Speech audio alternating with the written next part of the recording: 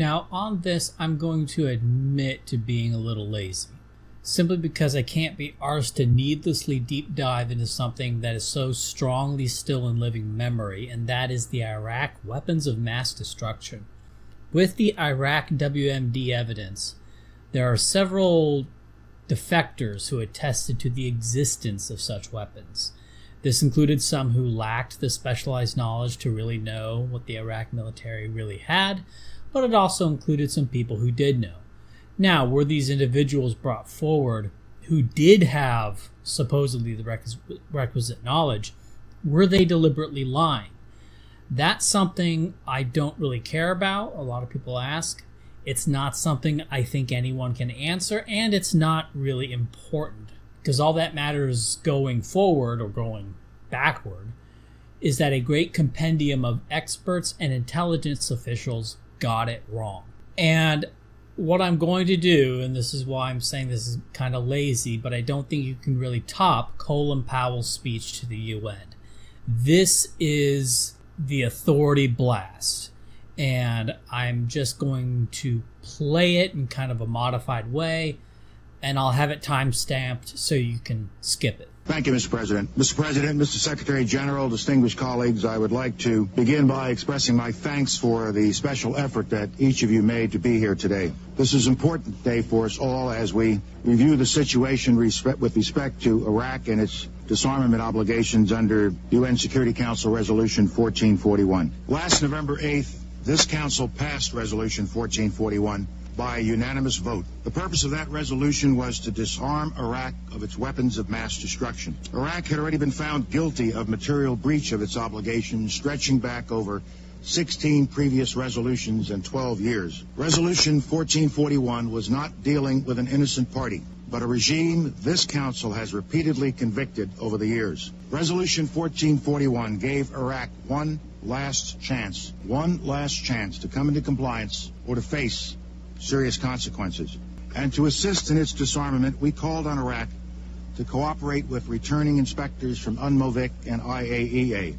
We laid down tough standards for Iraq to meet to allow the inspectors to do their job. This Council placed the burden on Iraq to comply and disarm, and not on the inspectors to find that which Iraq has gone out of its way to conceal for so long. Inspectors are inspectors. They are not detectives.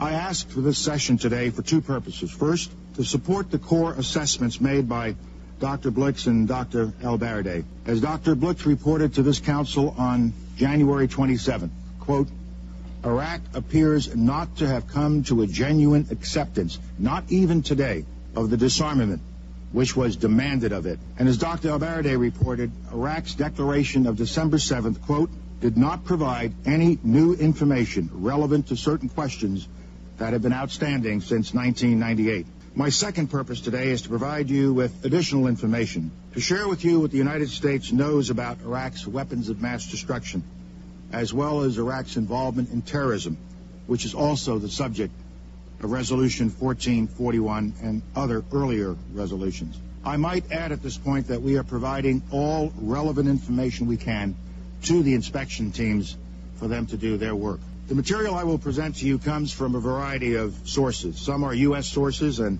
some are those of other countries. Some of the sources are technical, such as intercepted telephone conversations and photos taken by satellites. Other sources are people who have risked their lives to let the world know what Saddam Hussein is really up to. I cannot tell you everything that we know, but what I can share with you, when combined with what all of us have learned over the years, is deeply troubling. What you will see is an accumulation of facts and disturbing patterns of behavior. The facts in Iraq's behavior demonstrate that Saddam Hussein and his regime have made no effort to disarm as required by the international community. Indeed, the facts and Iraq's behavior show that Saddam Hussein and his regime are concealing their efforts to produce more weapons of mass destruction. Let me begin by playing a tape for you. What you're about to hear is a conversation that my government monitored. It takes place on November 26th of last year, on the day before United Nations teams resumed inspections in Iraq. The conversation involves two senior officers, a colonel and a brigadier general from Iraq's elite military unit, the Republican Guard. Let me pause and review some of the key elements of this conversation that you just heard between these two officers. First, they acknowledge that our colleague Mohammed al-Baradei is coming, and they know what he's coming for, and they know he's coming the next day. He's coming to look for things that are prohibited. He is expecting these gentlemen to cooperate with him and not hide things. But they're worried. We have this modified vehicle. What do we say if one of them sees it? What is their concern? Their concern is that it's something they should not have, something that should not be seen. The general is incredulous. You didn't get a modified. You don't have one of those, do you? I have one. Which? From where? From the workshop. From the Al-Kindi company. What? From Al-Kindi. I'll come to see you in the morning. I'm worried you all have something left. We evacuated everything. We don't have anything left. Nobody says we evacuated everything. We didn't destroy it. We didn't line it up for inspection.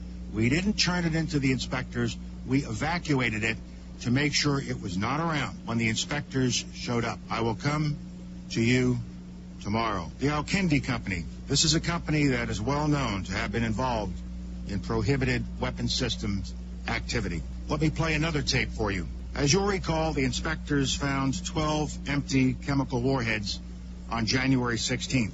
On January 20th, 4 days later, Iraq promised the inspectors it would search for more. You will now hear an officer from Republican Guard headquarters issuing an instruction to an officer in the field. Their conversation took place just last week on January 30th. Let me pause again and review the elements of this message.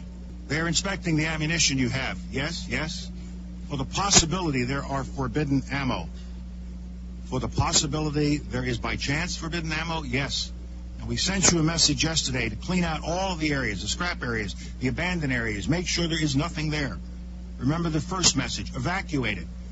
This is all part of a system of hiding things and moving things out of the way and making sure they have left nothing behind.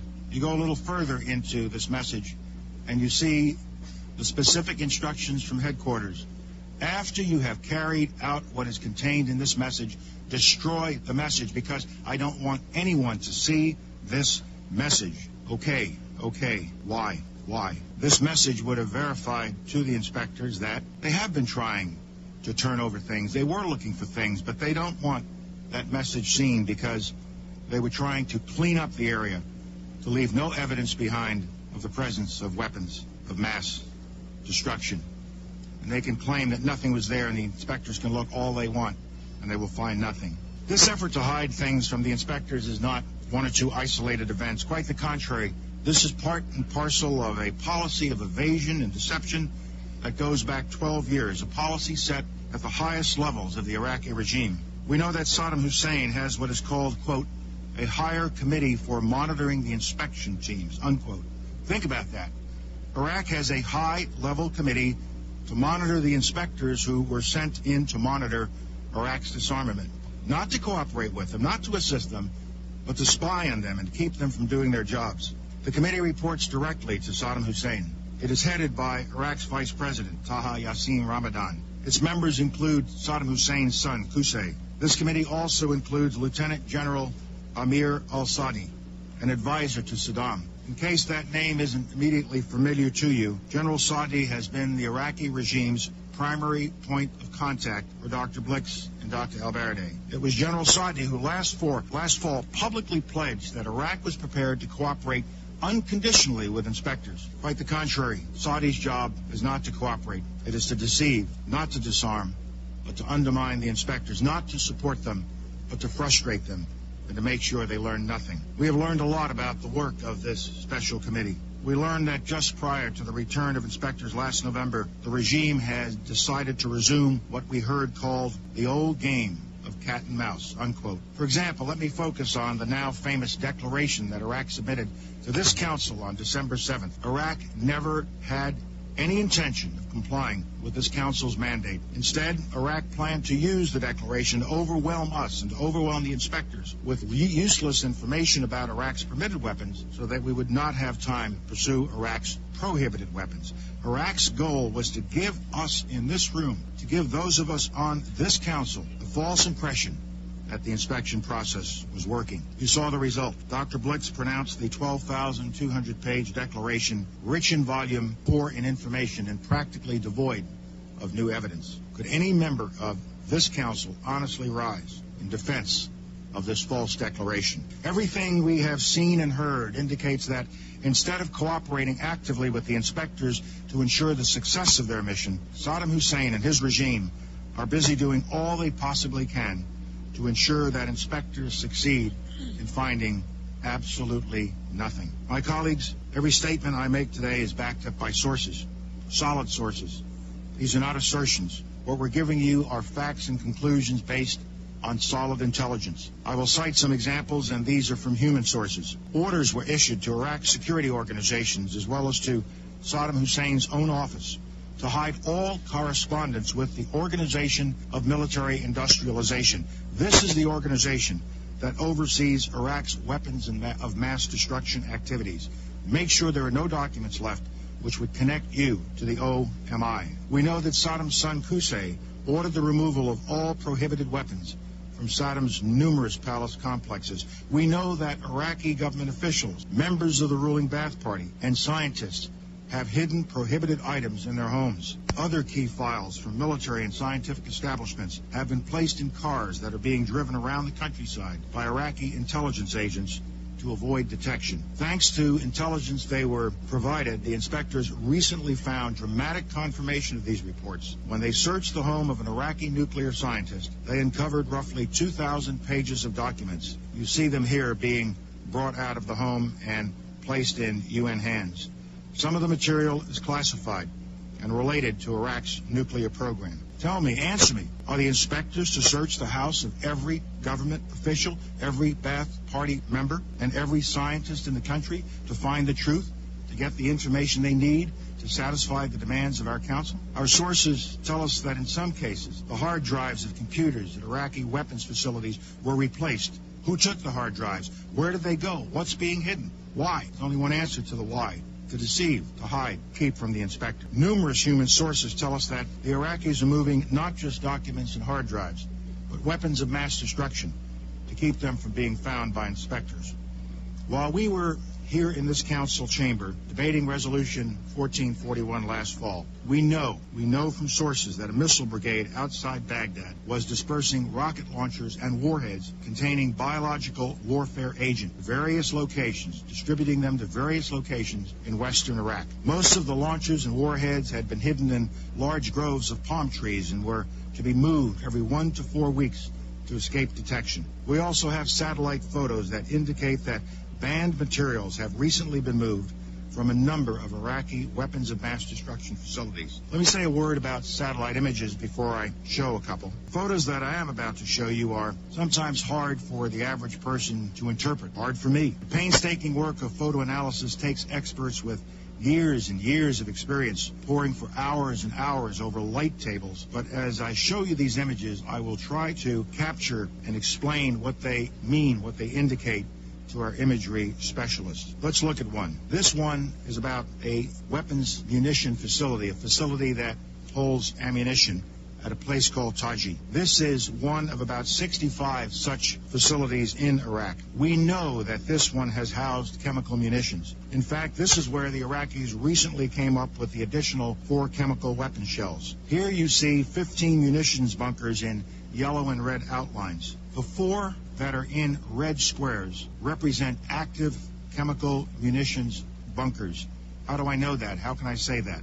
Let me give you a closer look. Look at the image on the left. On the left is a close-up of one of the 4 chemical bunkers. The 2 arrows indicate the presence of sure signs that the bunkers are storing chemical munitions. The arrow at the top that says security points to a facility that is a signature item for this kind of bunker. Inside that facility are special guards and special equipment to monitor any leakage that might come out of the bunker. The truck you also see is a signature item. It's a decontamination vehicle in case something goes wrong. This is characteristic of those 4 bunkers. The special security facility and the decontamination vehicle will be in the area, if not at any one of them or one of the other. It is moving around those 4, and it moves as it needed to move as people are working in the different bunkers. Now look at the picture on the right. You are now looking at 2 of those sanitized bunkers. The signature vehicles are gone. The tents are gone. It's been cleaned up, and it was done on the 22nd of December as the UN inspection team is arriving, and you can see the inspection vehicles arriving in the lower portion of the picture on the right. The bunkers are clean when the inspectors get there. They found nothing. This sequence of events raises the worrisome suspicion that Iraq had been tipped off to the forthcoming inspections at Taji. As it did throughout the 1990s, we know that Iraq today is actively using its considerable intelligence capabilities to hide its illicit activities. From our sources, we know that inspectors are under constant surveillance by an army of Iraqi intelligence operatives. Iraq is relentlessly attempting to tap all of their communications, both voice and electronics. I would call my colleagues' attention to the fine paper that the United Kingdom distributed yesterday, which describes in exquisite detail Iraqi deception activities. In this next example, you will see the type of concealment activity Iraq has undertaken in response to the resumption of inspections. Indeed, in November 2002, just when the inspections were about to resume, this type of activity spiked. Here are 3 examples. At this ballistic missile site on November 10th, we saw a cargo truck preparing to move ballistic missile components. At this biological weapons-related facility on November 25th, just 2 days before inspections resumed, this truck caravan appeared, something we almost never see at this facility, and we monitor it carefully and regularly. At this ballistic missile facility, again, 2 days before inspections began, 5 large cargo trucks appeared, along with the truck-mounted crane to move missiles. We saw this kind of house cleaning at close to 30 sites. Days after this activity, the vehicles and the equipment that I've just highlighted disappear, and the site returns to patterns of normalcy. We don't know precisely what Iraq was moving, but the inspectors already knew about these sites, so Iraq knew that they would be coming. We must ask ourselves, why would Iraq suddenly move equipment of this nature before inspections if they were anxious to demonstrate what they had or did not have? Remember the first intercept in which 2 Iraqis talked about the need to hide a modified vehicle from the inspectors. Where did Iraq take all of this equipment? Why wasn't it presented to the inspectors? Iraq also has refused to permit any U-2 reconnaissance flights that would give the inspectors a better sense of what's being moved before, during, and after inspections. This refusal to allow this kind of reconnaissance is in direct, specific violation of operative paragraph 7 of our resolution 1441. Saddam Hussein and his regime are not just trying to conceal weapons, they're also trying to hide people. You know the basic facts. Iraq has not complied with its obligation to allow immediate, unimpeded, unrestricted, and private access to all officials and other persons as required by resolution 1441. The regime only allows interviews with inspectors in the presence of an Iraqi official, a minder. The official Iraqi organization charged with facilitating inspections announced publicly and announced ominously that, quote, nobody is ready to leave Iraq to be interviewed. Iraqi Vice President Ramadan accused the inspectors of conducting espionage, a veiled threat that anyone cooperating with UN inspectors was committing treason. Iraq did not meet its obligations under 1441 to provide a comprehensive list of scientists associated with its weapons of mass destruction programs. Iraq's list was out of date and contained only about 500 names, despite the fact that UNSCOM had earlier put together a list of about 3,500 names. Let me just tell you what a number of human sources have told us. Saddam Hussein has directly participated in the effort to prevent interviews. In early December, Saddam Hussein had all Iraqi scientists warned of the serious consequences that they and their families would face if they revealed any sensitive information to the inspectors. They were forced to sign documents acknowledging that divulging information is punishable by death. Saddam Hussein also said that scientists should be told not to agree to leave Iraq. Anyone who agreed to be interviewed outside Iraq would be treated as a spy. This violates 1441. In mid-November, just before the inspectors returned, Iraqi experts were ordered to report to the headquarters of the Special Security Organization to receive counterintelligence training. The training focused on evasion methods,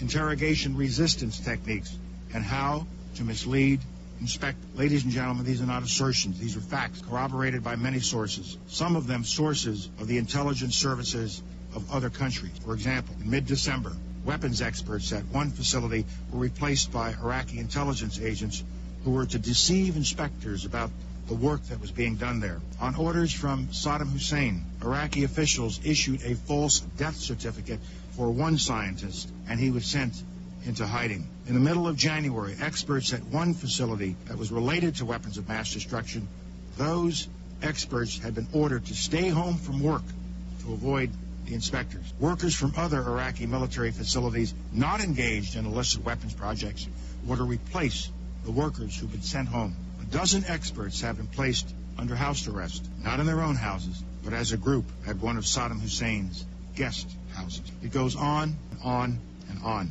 As the examples I have just presented show, the information and intelligence we have gathered point to an active and systematic effort on the part of the Iraqi regime to keep key materials and people from the inspectors in direct violation of Resolution 1441. The pattern is not just one of reluctant cooperation, nor is it merely a lack of cooperation. What we see is a deliberate campaign to prevent any meaningful inspection work. My colleagues, operative paragraph 4 of UN Resolution 1441, which we lingered over so long last fall, clearly states that false statements and omissions in the declaration and a failure by Iraq at any time to comply with and cooperate fully in the implementation of this resolution shall constitute, the facts speak for themselves, shall constitute further material breach of its obligation. We wrote it this way to give Iraq an early test. To give Iraq an early test. Would they give an honest declaration, and would they early on indicate a willingness to cooperate with the inspector? It was designed to be an early test. They failed that test. By this standard of this operative paragraph, I believe that Iraq is now in further material breach of its obligations. I believe this conclusion is irrefutable and undeniable. Iraq has now placed itself in danger of the serious consequences called for in UN Resolution 1441. And this body places itself in danger of irrelevance that allows Iraq to continue to defy its will without responding effectively and immediately. The issue before us is not how much time we are willing to give the inspectors to be frustrated by Iraqi obstruction, but how much longer are we willing to put up with Iraq's noncompliance before we as a council, we as the United Nations say, enough, enough. The gravity of this moment is matched by the gravity of the threat that Iraq's weapons of mass destruction pose to the world. Let me now turn to those deadly weapons programs and describe why they are real and present dangers to the region and to the world. First, biological weapons. We have talked frequently here about biological weapons. By way of introduction and history, I think there are just 3 quick points I need to make. First, you will recall that it took UNSCOM 4 long and frustrating years to pry an admission out of Iraq that it had biological weapons. Second, when Iraq finally admitted having these weapons in 1995, the quantities were vast. Less than a teaspoon of dry anthrax, a little bit about this amount. This is just about the amount of a teaspoon.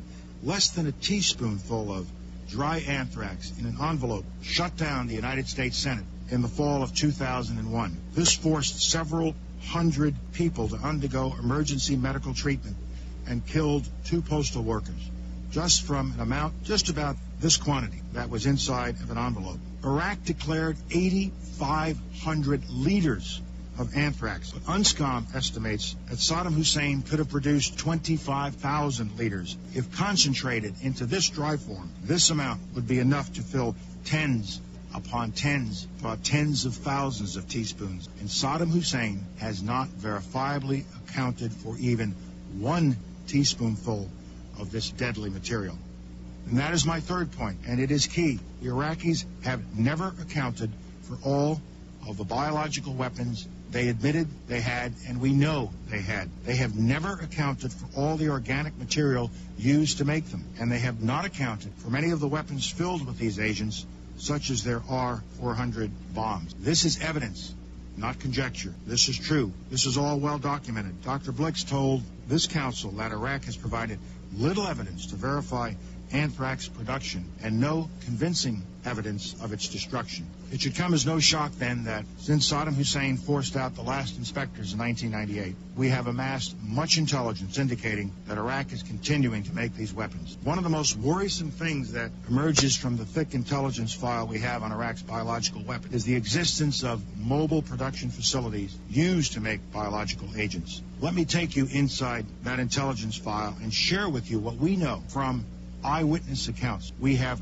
first-hand descriptions of biological weapons factories on wheels and on rails. The trucks and train cars are easily moved and are designed to evade detection by inspectors. In a matter of months, they can produce a quantity of biological poison equal to the entire amount that Iraq claimed to have produced in the years prior to the Gulf War. Although Iraq's mobile production program began in the mid-1990s, UN inspectors at the time only had vague hints of such programs. Confirmation came later, in the year 2000. The source was an eyewitness, an Iraqi chemical engineer who supervised one of these facilities. He actually was present during biological agent production runs. He was also at the site when an accident occurred in 1998. 12 technicians died from exposure to biological agents. He reported that when UNSCOM was in country and inspecting, the biological weapons agent production always began on Thursdays at midnight because Iraq thought UNSCOM would not inspect on the Muslim holy day, Thursday night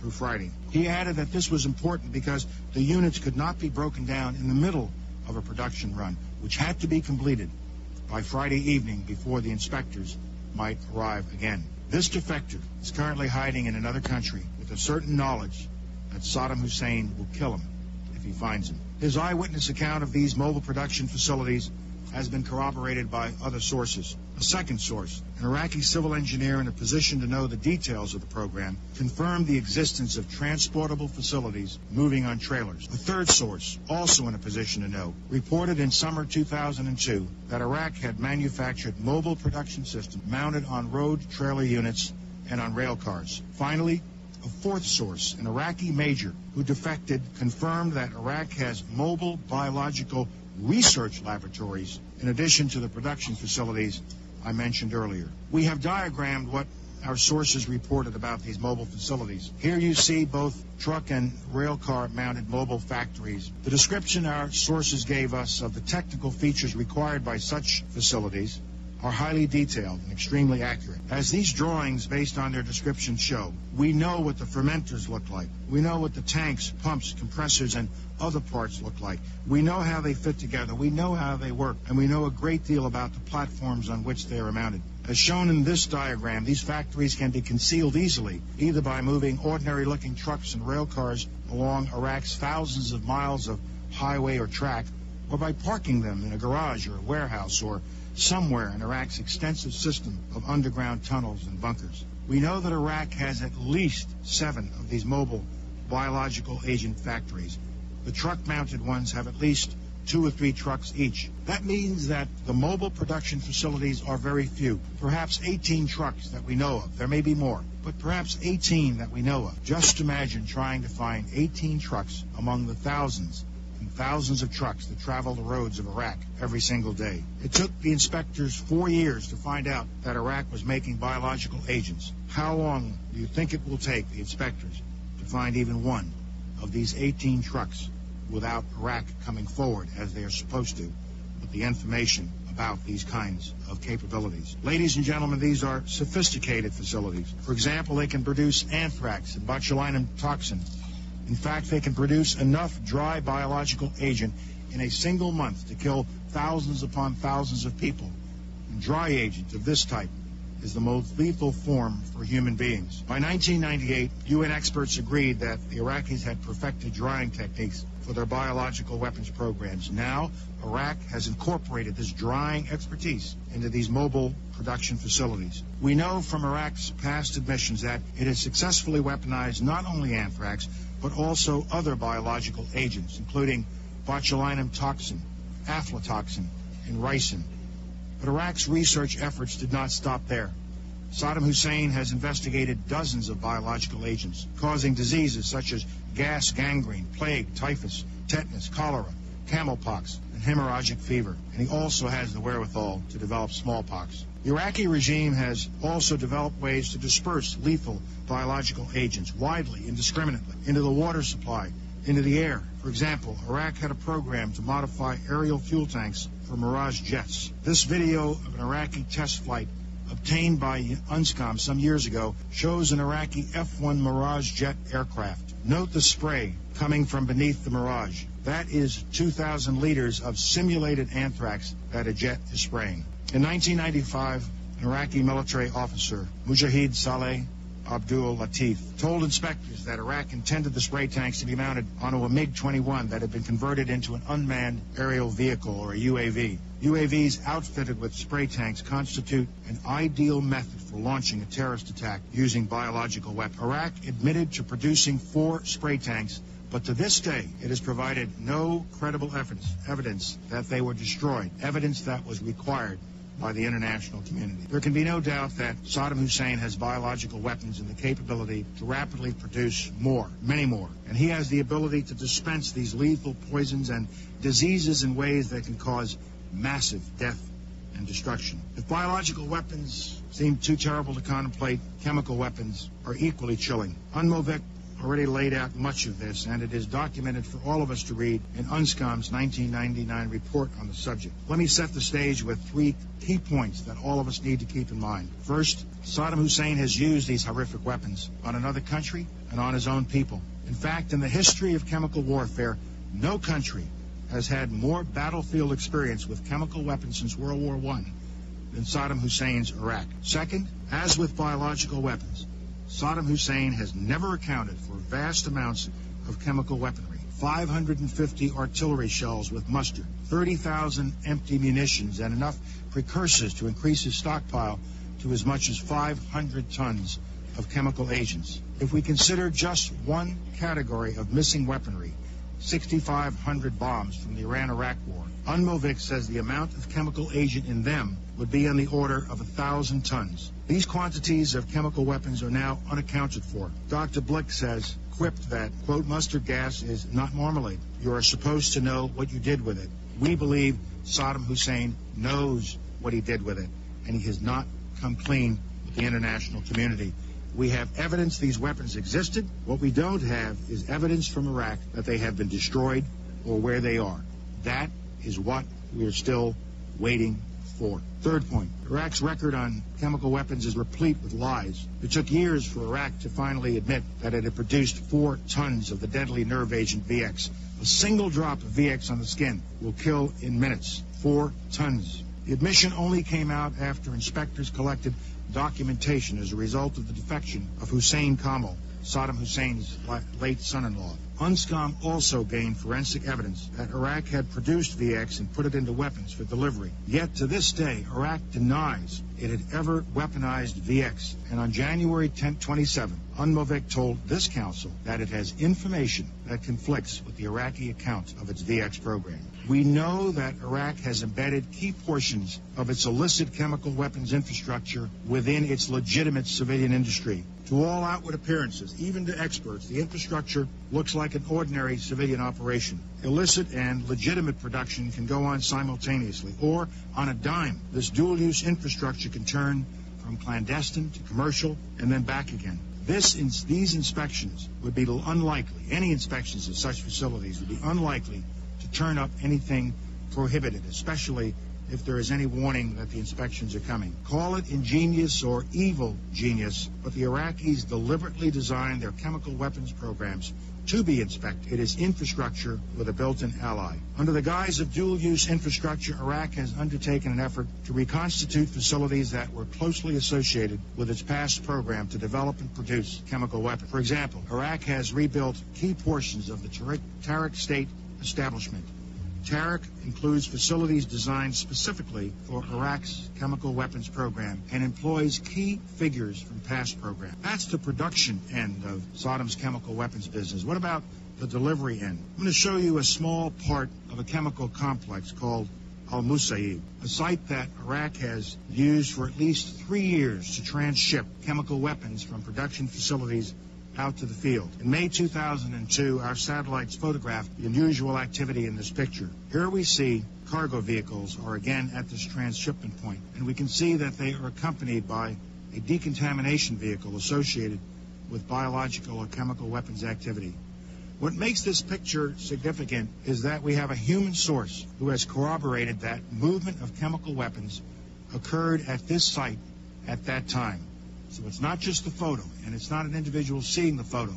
It's the photo and then the knowledge of an individual being brought together to make the case. This photograph of the site, taken 2 months later in July, shows not only the previous site, which is the figure in the middle at the top with the bulldozer sign near it. It shows that this previous site, as well as all of the other sites around the site, have been fully bulldozed and graded. The topsoil has been removed. The Iraqis literally removed the crust of the earth from large portions of this site in order to conceal chemical weapons evidence that would be there from years of chemical weapons activity. To support its deadly biological and chemical weapons programs, Iraq procures needed items from around the world using an extensive clandestine network. What we know comes largely from intercepted communications and human sources who are in a position to know the facts. Iraq's procurement efforts include equipment that can filter and separate microorganisms and toxins involved in biological weapons, equipment that can be used to concentrate the agent,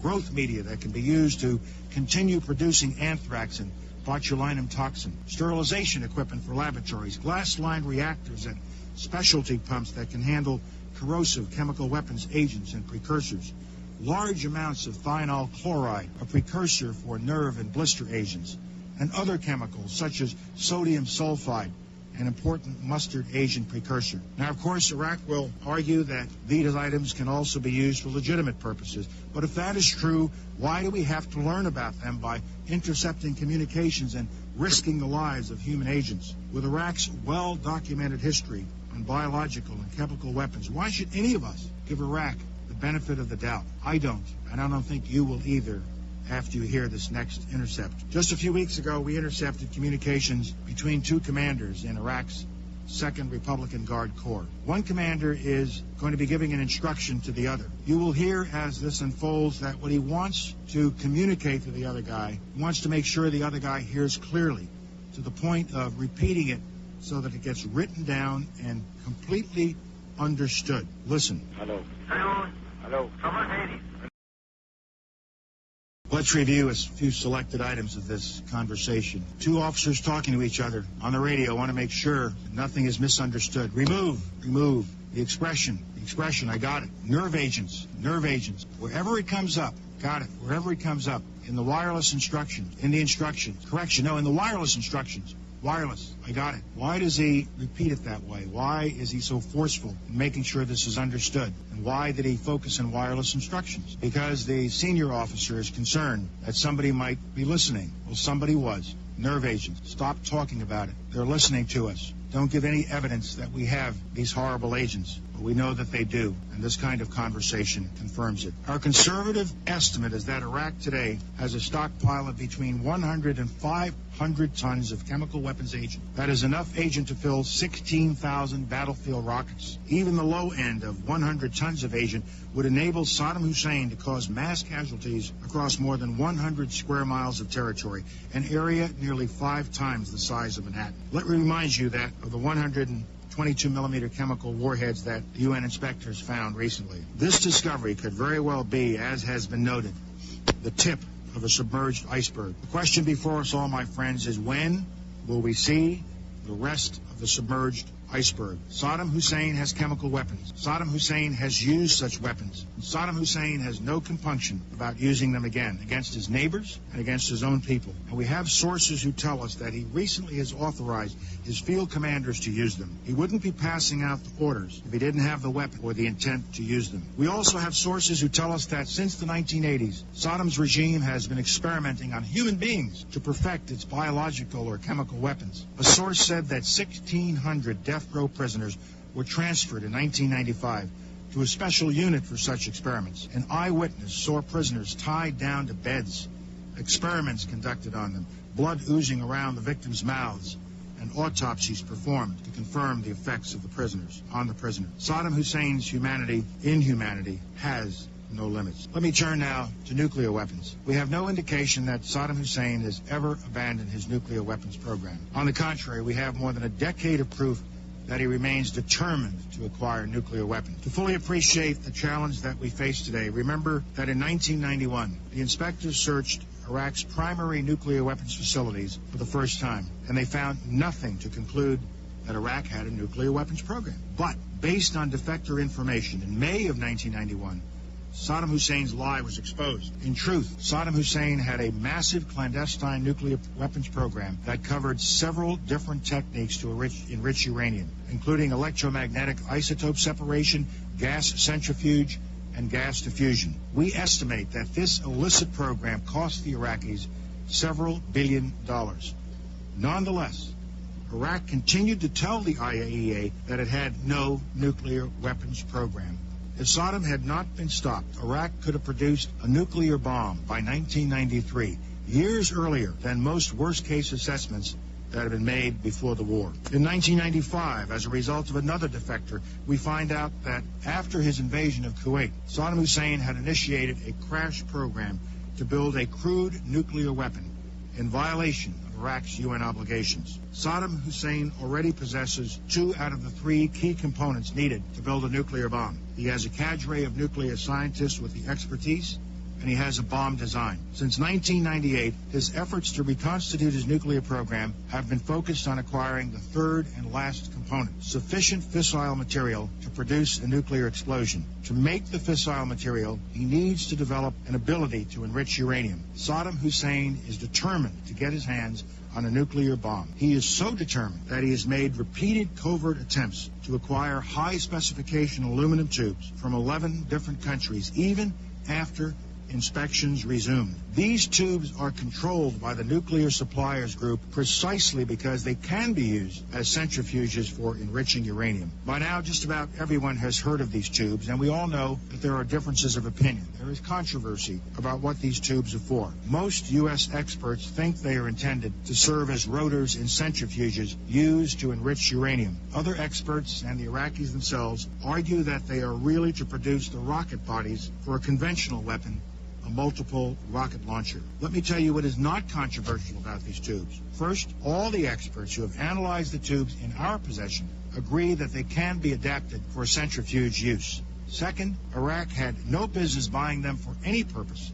They are banned for Iraq. I am no expert on centrifuge tubes, but just as an old Army trooper, I can tell you a couple of things. First, it strikes me as quite odd that these tubes are manufactured to a tolerance that far exceeds U.S. requirements for comparable rockets. Maybe the Iraqis just manufacture their conventional weapons to a higher standard than we do, but I don't think so. Second, we actually have examined tubes from several different batches that were seized clandestinely before they reached Baghdad. What we notice in these different batches is a progression to higher and higher levels of specification, including in the latest batch, an anodized coating on extremely smooth inner and outer surfaces. Why would they continue refining the specification? Why would they continue refining the specification? Go to all that trouble for something that, if it was a rocket, would soon be blown into shrapnel when it went off. The high-tolerance aluminum tubes are only part of the story. We also have intelligence from multiple sources that Iraq is attempting to acquire magnets and high-speed balancing machines. Both items can be used in a gas centrifuge program to enrich uranium. In 1999 and 2000, Iraqi officials negotiated with firms in Romania, India, Russia, and Slovenia for the purchase of a magnet production plant. Iraq wanted the plant to produce magnets weighing 20 to 30 grams. That's the same weight as the magnets used in Iraq's gas centrifuge program before the Gulf War. This incident, linked with the tubes, is another indicator of Iraq's attempt to reconstitute its nuclear weapons program. Intercepted communications from mid-2000 through last summer show that Iraq front companies sought to buy machines that can be used to balance gas centrifuge rotors. One of these companies also had been involved in a failed effort in 2001 to smuggle aluminum tubes into Iraq. People will continue to debate this issue, but there is no doubt in my mind these illicit procurement efforts show that Saddam Hussein is very much focused on putting in place key missing piece from his nuclear weapons program, the ability to produce fissile material. He also has been busy trying to maintain the other key parts of his nuclear program, particularly his cadre of key nuclear scientists. It is noteworthy that over the last 18 months, Saddam Hussein has paid increasing personal attention to Iraqi's top nuclear scientists, a group that the government-controlled press calls openly his nuclear mujahideen. He regularly exhorts them and praises their progress. Progress towards what end? Long ago, the Security Council, this council, required Iraq to halt all nuclear activities of any kind. Let me talk now about the systems Iraq is developing to deliver weapons of mass destruction, in particular Iraq's ballistic missiles and unmanned aerial vehicles, UAVs. First, missiles. We all remember that before the Gulf War, Saddam Hussein's goal was missiles that flew not just hundreds, but thousands of kilometers. He wanted to strike not only his neighbors, but also nations far beyond his borders. While inspectors destroyed most of the prohibited ballistic missiles, numerous intelligence reports over the past decade from sources inside Iraq indicate that Saddam Hussein retains a covert force of up to a few dozen Scud variant ballistic missiles. These are missiles with a range of 650 to 900 kilometers. We know from intelligence and Iraq's own admissions that Iraq's alleged permitted ballistic missiles, the Al-Samud II and the Al-Fatah, violate the 150-kilometer limit established by this council in Resolution 687. These are prohibited systems. UNMOVIC has also reported that Iraq has illegally imported 380 SA-2 rocket engines. These are likely for use in the Al-Samud II. Their import was illegal on 3 counts.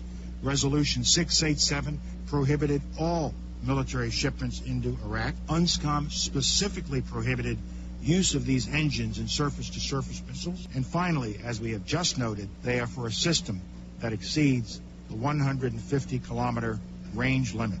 Worst of all, some of these engines were acquired as late as December, after this council passed Resolution 1441.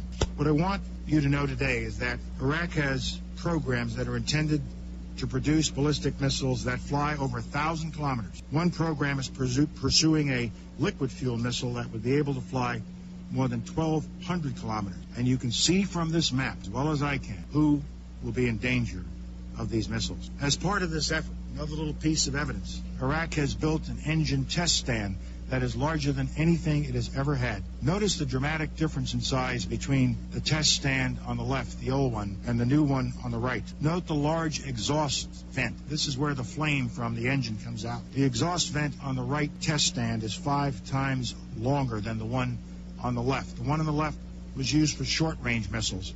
The one on the right is clearly intended for long-range missiles.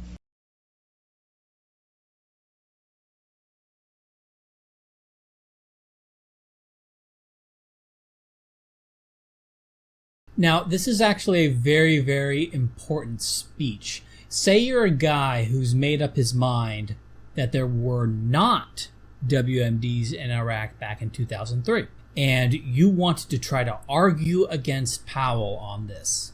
Okay, where would you even begin? The intelligence agencies have all the archives, and they have people whose full-time job it is to assemble evidence specifically in favor of Iraq having WMDs.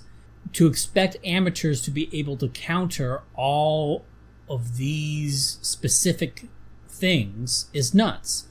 This is what I term a funhouse, and the Iraq WMD narrative is a funhouse. And you don't deal with funhouses by going inside them. So here's kind of the basic idea of a funhouse.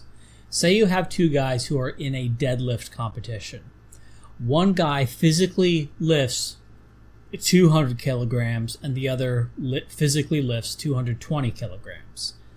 I don't know if that's a lot, but the point is one lifts more than the other.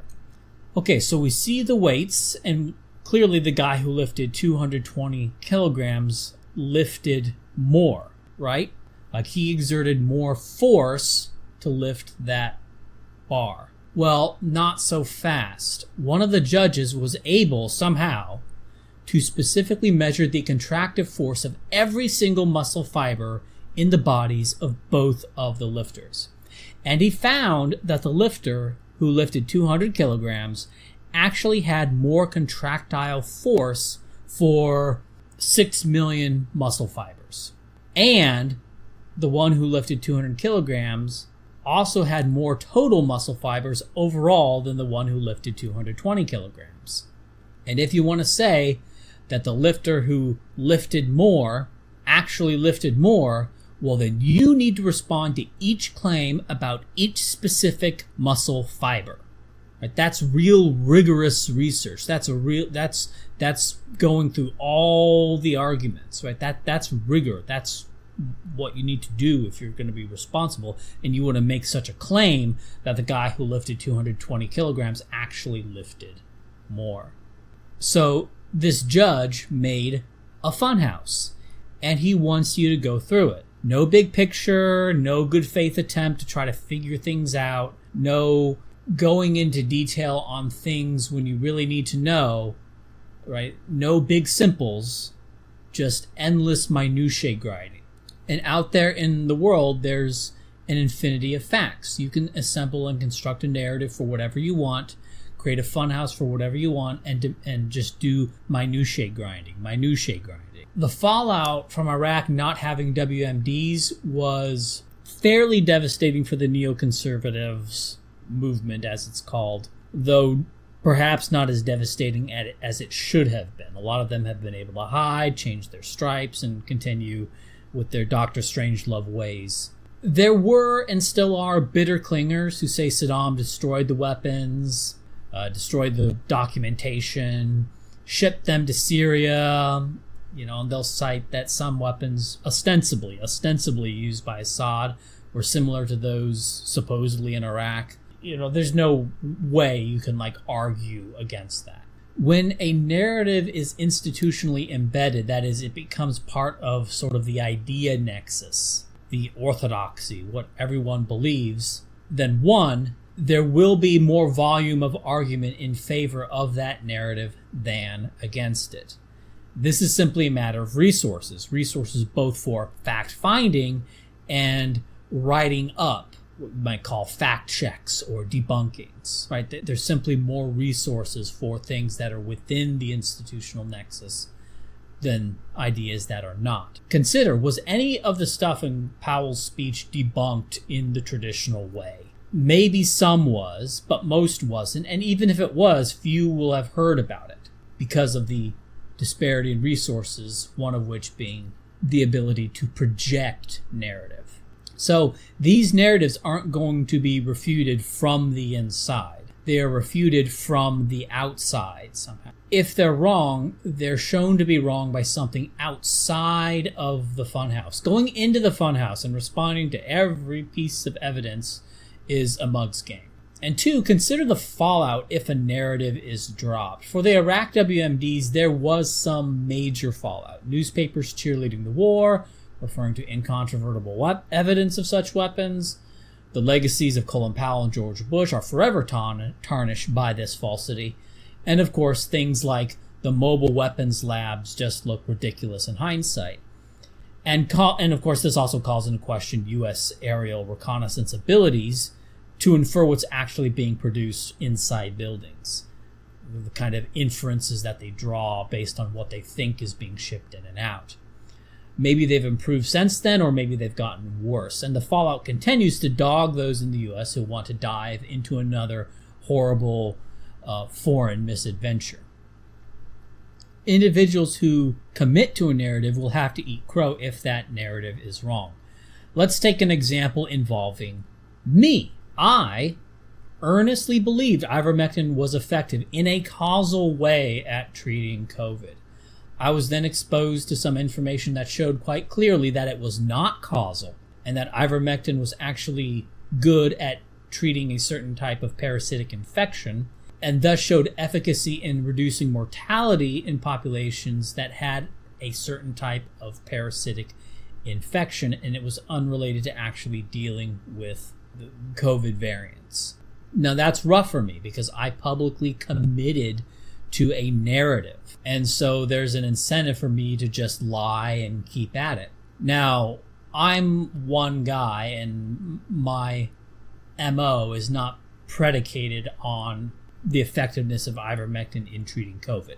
But the point is, the incentive was there. And it's not some incentive problem that I deliberately sought out. Like, I'm going to intentionally try to make myself biased by publicly committing to a narrative. That it's just a problem of reality itself.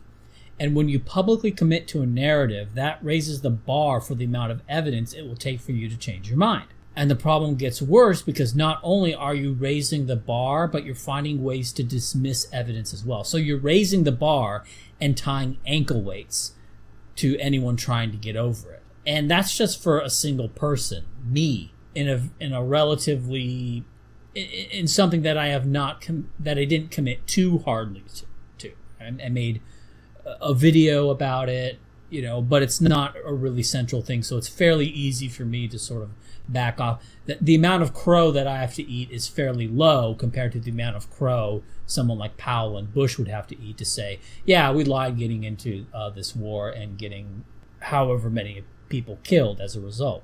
Now add to this social problems, institutions. Let's just make up an example. Let's say like the tetanus shot doesn't actually work or something. This is just a hypothetical. I'm not saying that this is true. I'm just using it as an example. Say you find out that the tetanus shot doesn't actually work. And say you, an individual doctor, has learned of this. Okay, now what? Hospitals make a lot of money giving these shots. Vaccine companies make a lot of money as well, and lots of people have taken these shots. Doctors, they have endorsed these shots. So, however long they've worked is sort of related to how many of these shots that they've given out to people who trusted them. Okay. Something becoming part of the institutional narrative could, on the one hand, be expected to make it more likely to be true if you believe there was due diligence that led to its adoption in the first place. But once something is in that kind of nexus of accepted beliefs, it's actually less likely to be true. That effect makes it less likely to be true because there are incentives to maintain things that are in the institutional nexus, true or false. So, and this is a kind of subtle point, but it's very important. Very important. So a thing being accepted by the institutional nexus is, on the one hand, more likely to be true if there was some due diligence that led to it being part of the institutional nexus. The more due diligence was done in vetting ideas that get into this nexus, the stronger this positive effect of the vetting. Once adopted, however, it will be defended to some extent if it's false. And the deeper embedded the belief is, the worse this negative effect is. That is the protection of false beliefs in the institutional nexus. So those are the two things you have going on. So we're talking about convergence of evidence from the institutional side of things. So the initial process of sifting, if done honestly and well, increases the likelihood of a thing being true. However, the status of something being in the institutional nexus, like if you just skipped any initial sifting process and just teleported a narrative into the institutional nexus, that makes it less likely to be true. Take a belief whose probability you think has a 50% chance of being true. It's 50-50. And let's say your probability evaluation is perfect, just for sake of this. If this belief wasn't vetted, but was just somehow teleported into the institutional nexus, for example, like a medical belief was just teleported into the institutional nexus, or a historical belief or something was just teleported in. It was right in there with the polio vaccine and optimal rubber manufacturing in terms of depth into the institutional nexus. If it was just teleported in there, you should assign it a probability of being true of less than 50%, because now there are vested interests in this thing being true. Textbooks have been written saying it's true. Teachers spent years saying it's true. Companies made movies and even games saying it's true. All of this makes it resistant to criticism and thus less likely to actually be true, right? Because you have a belief that is unfairly protected, precisely because it is accepted within the institutional nexus. The status of being in a textbook per se makes something less likely to be true than if it were not. Now, perhaps there was a process by which something was vetted, and perhaps this process was done well. Now, when we start going into textbooks, maybe some skepticism on that. But if the vetting process is done well, perhaps things in textbooks are overall more likely to be true than things which are not. My personal opinion is that this is true. That if something is in a generally used textbook, that makes it more likely to be true. Warts and all. What I'm saying is that the status of something being in a textbook per se makes it less likely to be true. Because if something is in a textbook, it went through a vetting process. Some vetting process. If not, if it didn't, then it didn't. And this vetting process makes the thing in the textbook more likely to be true. However, if you were to just teleport something into the textbook without any vetting, then that thing is less likely to be true than if it were not teleported into that textbook. If it were just put on some non-authoritative source, like a blog, like just some guy's blog. An individual statement per se is more likely to be true if it's on someone's blog than if it's in a textbook, barring any of the benefit from a proper vetting, right? So, and I've experienced this effect, and later on I'll go into more examples evidencing this effect, that what I'm saying here is true, and that this distinction between the initial filtering to get something into a nexus and the negative effect of being in the nexus. But just for now, just like a personal story. I've experienced this effect on a small scale writing for the high school newspaper.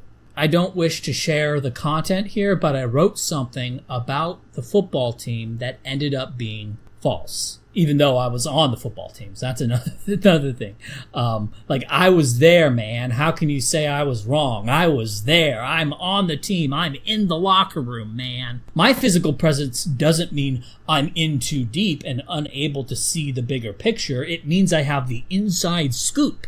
It makes me more aware because I'm there, man. Well, no, actually, it may make you less aware. But that's another thing for another time. Anyway, I said something wrong, and I was talking to, and I realized I was wrong after the paper got published. And I was talking to just some rando about it, and he repeated something that I wrote and cited my own article in front of me. And I told him that was wrong. And of course, since I told him I was the author and I disavowed that sort of ended his argument.